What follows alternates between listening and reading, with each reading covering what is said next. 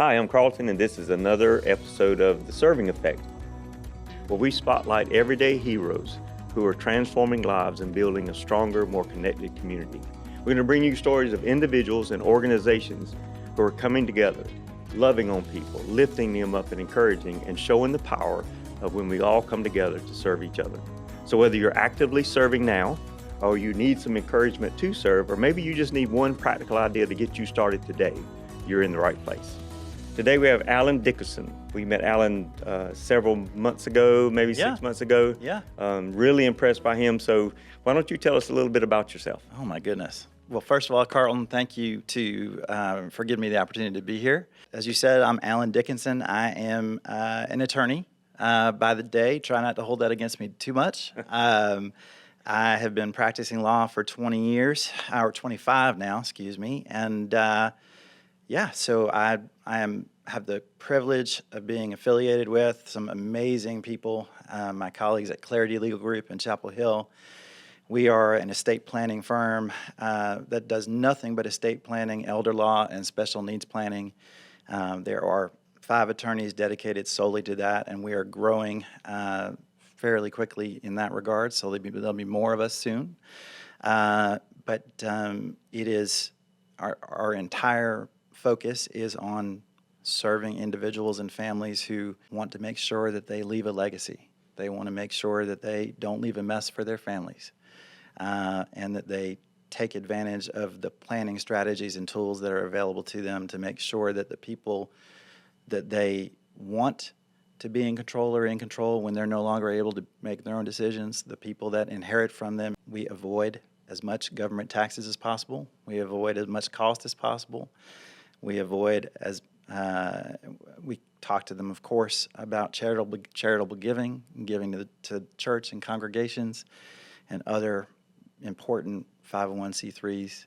But so I've dedicated my life to death, dying, incapacity, and taxes. You did a seminar for our families, and they were very appreciative. Our parents. I have a sister with special needs that's a year older, but my parents, are needing to do the planning there. But I want to say that your testimony just blew me away. That started something different. That night, we're a faith-based organization. Yes, sir. And we believe that we exalt God in all that we do, and we share Jesus with everybody that we come in contact with. But yes, sir. Some of that testimony, if you could give some of your testimony that really did, what it did for me is it gave me a trust in you. And I think our families felt the same way. I really appreciate that, and I'm honored to have built that same trust with you over the last couple months, several months, you and everyone else in the organization. Happy to share my testimony. I want to take a moment of personal privilege and just share with you 3 things that I tell myself pretty much every morning before I step foot into the office, and it's just to set the tone for the day. And they come from Scripture, so I know they're solid, right? I have them over here, so I'm going to look at them really quickly. But Psalm 139, I praise you because I am beautifully and wonderfully made, and your works are wonderful, and I know that full well, right? 1 Corinthians 10, whatever you do, do it all for God's glory. And Philippians 1:6, of this I am certain, that he who began a good work in you will be faithful to complete it. Amen. Right? Amen. And so anywhere between those 3 subjects and those 3 pieces of the word, we can get through anything in the day, no matter what comes. Well, do you mind sharing part of the, because No, like I'm I happy said, to. you really did open a window into your life. Yeah. So the story is, the quick answer is I'm not supposed to be here today. And I don't mean that I'm not supposed to be at your podcast. I'm just not supposed to be here. I was born prematurely, very, very early. My mom said that I couldn't wait to get out into the world. And I came so quick and so fast that I was not supposed to survive. And the nurses at the hospital told my mom that she should spend as much time with me as possible to prepare to say goodbye before she was discharged from the hospital because I wasn't coming out. And one particular nurse told her, as she tells the story, she's 82 years old now and an amazing, amazing woman who has been my advocate her entire life. But as she tells it, this one nurse who was a woman of faith said it's between him and God, right? And what happens now is up to them. And I believe that. And for no other reason than His grace, I'm sitting here. And my entire childhood was, so I have cerebral palsy, and of course, that's something that happens at birth. But because of the limitations that the medical community expected of me, I was told, my parents were told, and when I got old enough to understand, I was told, no, you can't, no, you won't. You won't be able to do this, you won't be able to do that. You fill in the blank. He won't be able to walk, he won't be able to talk, he won't be able to run, he won't be able to play sports, he won't be able to drive a car, he certainly won't get a college education. And I understand as I sit here that I am incredibly privileged, and I know that we are all beautifully and wonderfully made exactly as God intended us to be. But for some reason, and I believe largely because of the incredible community of champions and advocates, including my community of faith growing up, I was given a chance to beat the odds. And so every time someone said he can't, I had a team of people saying, yes, he will. And I've been privileged enough to be able to do all those things and more. And as a result, I'm a lawyer. I graduated from Duke Law School in 2001. And I have the perspective of being a person with a disability who now has an obligation, a responsibility to take this life I've been given and honor God with it because He chose to give it to me. And the way I have chosen to do that is by serving the people in the special needs community in and through my law practice and focusing on special needs planning and special needs estate planning so that the folks, the individuals, the children and young adults and even seniors with all kinds of abilities. I don't like the word disabilities. Right. All kinds of abilities, all kinds of it takes a lot of us to make beautiful noise, right? Yep. But whoever they are, wherever they are, whatever the life, whatever lies ahead in life, I'm able to use the tools we have available legally to help families plan for individuals with different abilities to live their most full and best life.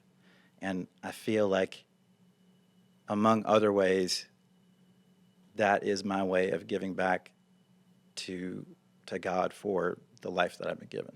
The interesting thing that you said, in each one of our episodes, we pick up on something that's at the core of the serving and the heart for serving. And one of the things that I don't think anybody has said is, I have this obligation to serve back. God gave me these abilities, and I have an obligation to serve back. No doubt. Able to serve, that was what it was built on, that there are abilities. There's challenges, but there's abilities, and so just give me a chance to use them. Yep. So everything was built around that, but I think that's the first time that I've heard, what I have an obligation to give back, and I give it back to God and to His people. That's right. Not just for my gain, but for His people. So thank you for not only saying that, but living that. No, thank you. Now there's a Alan in there. Yeah. That you still have to give us a little bit on, like, likes and dislikes. Oh yeah, sure. You mentioned Duke, and there's a lot of state people that watch, so we may have some turn off right now. No, that's fine. That's fine. So hang with me. So I'm a Wake Forest undergrad. Okay. So Demon Deacons all the way. And despite the seasons we've been having, I still stand behind my Deeks. Went to Duke for law school, and I live in Chapel Hill. So it is a You're confused. I'm a confused individual. Yes, that's what it is. Now, I looked up in your bio, Yeah. and you also do outside of the legal realm, you do service. You named a couple of organizations that you are a member of the board or in the Yes. past. So Yes. this is one of those things that I think people shy away from, and is serving on a board, being in a part of an organization where there is a commitment. Yeah. As a board member. So tell me what drew you into going into the boards and maybe some of the organizations that you've served on. Board service happens to be the thing that individuals have asked me to do by virtue of largely my legal background. I think almost every board wants to have an attorney on it at some level. And so, but I didn't start there. I started by volunteering with the organization. I started by investing time and effort and energy in its work, and investing in its people, and over time, I've been honored to earn their trust and their respect, and offered the opportunity to serve on the boards to help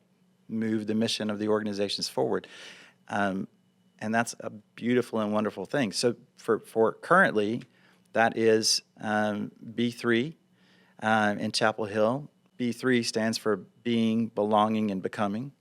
It is a organization that is the brainchild of two amazing people, Jacqueline and Greg, who started this organization when they were undergrads at UNC.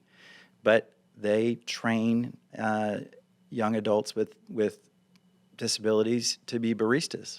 And they have a kiosk at the Chapel Hill Library. They have a training program, day programs for individuals with intellectual and physical disabilities. And so it's just a phenomenal organization. I'm also on the board of the Triangle Disability and Autism Services, otherwise previously known as Arc of the Triangle. Okay. And it is a much larger organization, but with a similar mission, to give people the support, the services, the tools that they need to thrive. The mission is the same for all the organizations in which I've chosen to invest my time and energy. It is about uplifting and empowering people with disabilities to thrive, but also for us as a community to stand up, stand beside them. Right. And actually show the entire community what it looks like to be in community with people of all abilities. Right. That, yes, we have differences, but guess what? We're all different. That's right. The kinds of differences on which we're all focused and concentrated in society are the ones that are tearing us apart. Those differences could be celebrated and should be celebrated. And I'm so thrilled for the work that you and the Able to Serve team is doing in that very regard. So to be asked to be sitting here and to have time with you and have time with Jacob, who's behind the screen, is a privilege. Right. So we've said several times, people who, in several episodes, if you're sitting there and you have something you really love to do, join a board. I don't think we've ever said you can take your expertise to a board. Every board wants an accountant. Yep. That would help be a treasurer, a lawyer, even if you're a carpenter. Nonprofits have to do all they can do and be good stewards of what they have. So this is one of the episodes I think we can emphasize.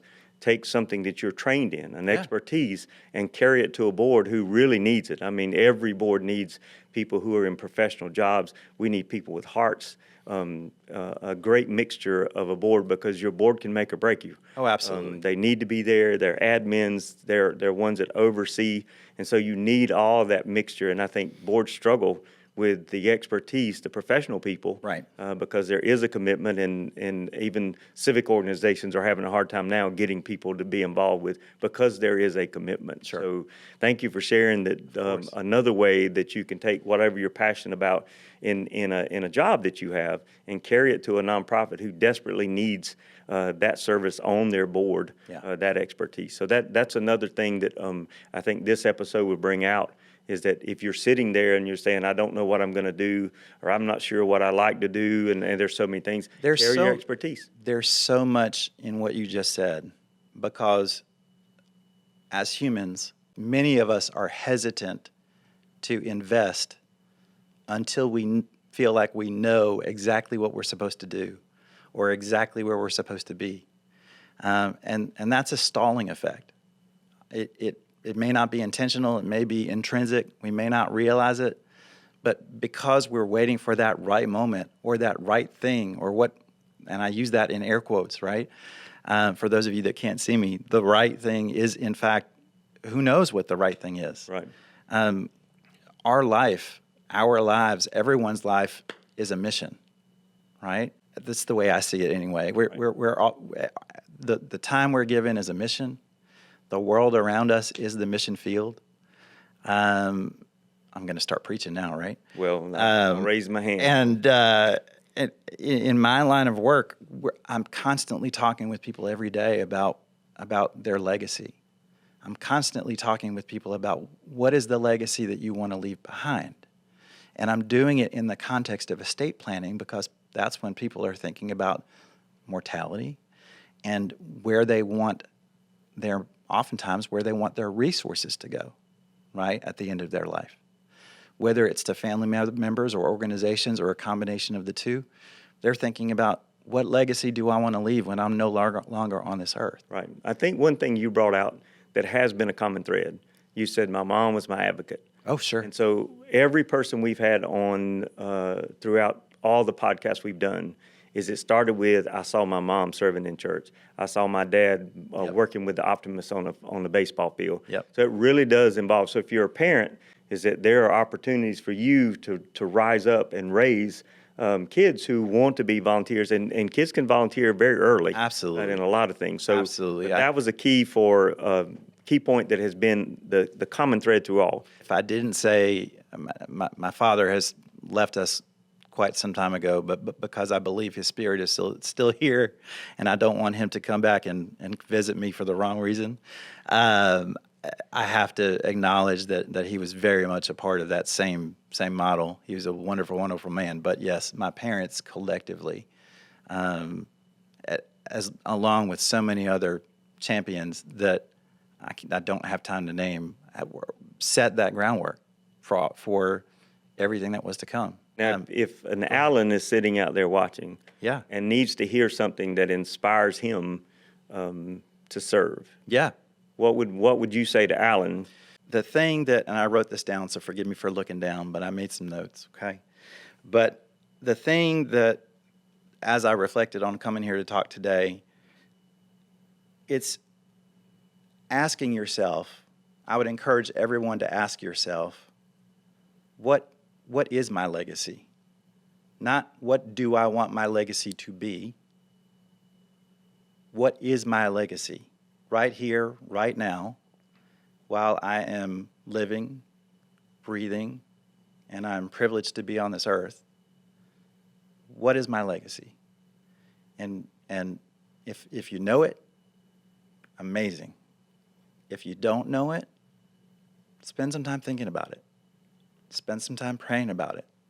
Talk to those in your circle about what matters most to you and what you want your legacy to be. And then do something about it while you can. Good. That's right? Good advice. And so think about starting.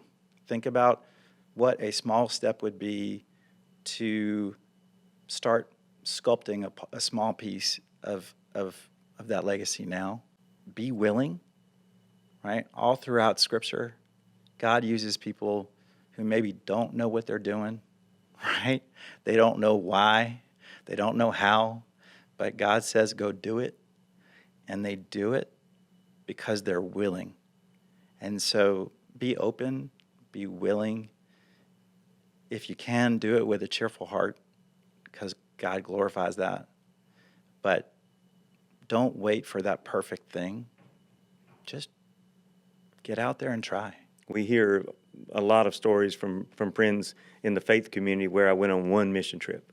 And I know that's where I want to serve. And and go. We have others that said it's Vacation Bible School. Sure. And I just, one time, I was just an assistant and started that way. Civic organizations are doing great things. So it's you know what, I joined that club, and I don't have to think about.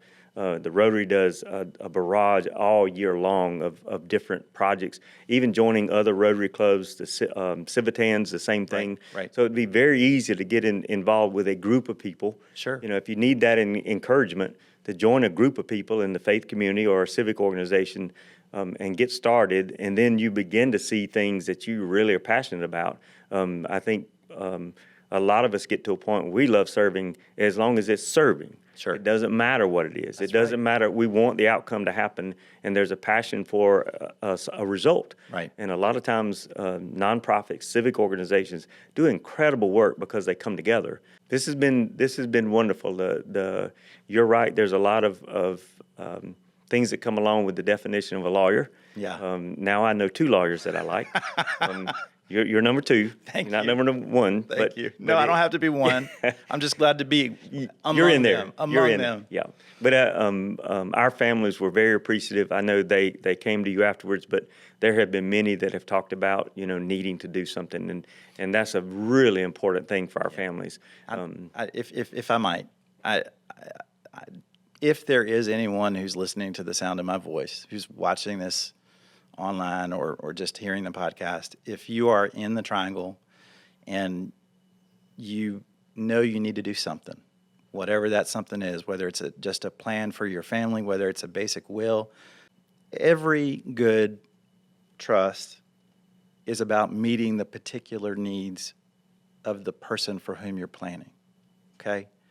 And so, what is that particular need? For some people, it's they don't manage their money well, and so you need a trustee to help them manage their money. For some people, it's an incentive to go do something good because they don't have the intrinsic motivation to go do that. For some people, it's protection from creditors or protection from a divorcing spouse, God forbid, right? But for people with special needs, it's a particular need. It's also planning for a particular need. And for that, for individuals with different abilities, people with special needs, that particular need is to ensure their continuing and ongoing eligibility for all the supports and services that the government will provide on the government dime, okay, while still preserving the resources that their loved ones leave them to ensure a quality of life above and beyond that which the government will pay for. So if you leave something to someone with special needs as an individual, if you leave it to them in their individual name, the government will say, this person just got a bunch of money, and so we're going to take them off the benefit. We're going to remove them from their services until they spend down the inheritance they just received. So you're not helping the individual, you're helping the government. So a special needs trust allows anyone who loves this person, loves this individual, the ability to leave money in a trust that does not count against the individual for the purposes of qualifying for government support and is there only to provide for things that the government does not pay for. So we are elevating the life and the quality of life of those that we love. And that's the only way to do it. So if there's anyone out there that hasn't yet thought about it or now thinks they need to do something about it, there are fewer qualified people out there than one might think. I don't pretend to think I'm the only one that can do this because I'm not. But make sure that you talk to somebody that knows exactly what they're doing. And if anyone wants to have those conversations, I'm happy to have them. Okay. And we look at trust as something very general, but you said it's customized to the need. It is and that's a new thing. It was for me that, the trust is this general thing, but no, it's for the needs, the unique needs of my family, my loved one that it's going to do. Alan, this has been both informative and a joy Thank you, sir. to have you on and your testimony and the what you're offering to the community and how you took something that could have been, I was told by the world that there was nothing for me. I have to say at Able to Serve, we have multiple stories that the community, Yep. the world said, there's not any options here. Yep. And then through faith in God, That's right. things happened that were incredible. So thank you for your incredible work, your heart for carrying on, that there are people with abilities and there are families that need to be informed. That's a heart of ministry right there to me. It is a gift to be with you, and I hope that what I have said today is pleasing to him. It was great. Well, this is the end of our episode. Thanking Alan and hoping that if this inspired you, that you'll just get busy. Yeah. Just do something, as Alan said, just get started. To that Alan that's sitting out there, just get started on that. Please share this with someone.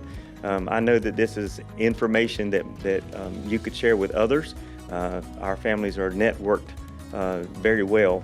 So please share it. And we look forward to having you join us on our next episode. I want to take this opportunity to thank Smith Addressing and Machine Service for hosting the location where we do our podcast, The Serving Effect, and to our sponsors, the Morning and the Midday Rotary Clubs of Garner.